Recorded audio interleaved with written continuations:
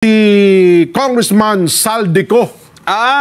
Yes. Nag-resign siya bilang? Nag-resign na po siya bilang representante ng Ako Bicol Party List. Ibig sabihin, hindi na siya congressman? Nagbibitiw, totally yun. Parang ibig sabihin, nagbibitiw siya bilang isang mababatas. Ibig sabihin, pwede na uling mangontrata ng mga construction project ng gobyerno. Hindi na siya congressman, di ba? Balik na sa isang pribadong individual bilang isang negosyante siguro.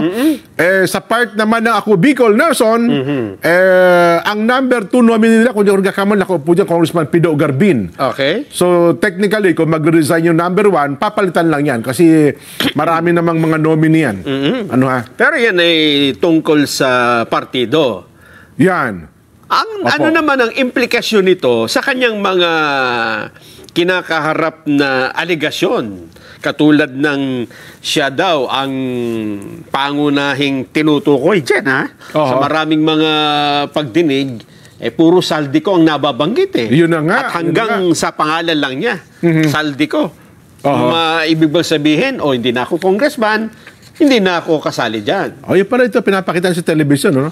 Resignation letter. Resignation letter and reply to the 22 September 2025 letter complaint. Ayan. Sinasabi pala niyan dyan, ay mabigat man sa kanyang puso, ay nagbibitiw siya bilang kinitawan ng mababang kapulungan. Yon.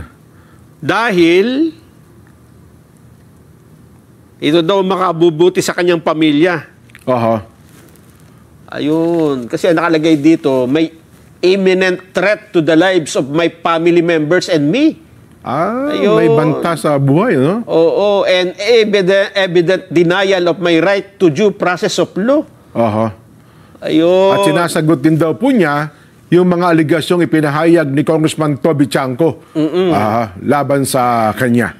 Ayan. Yan po ang breaking news sa araw na ito.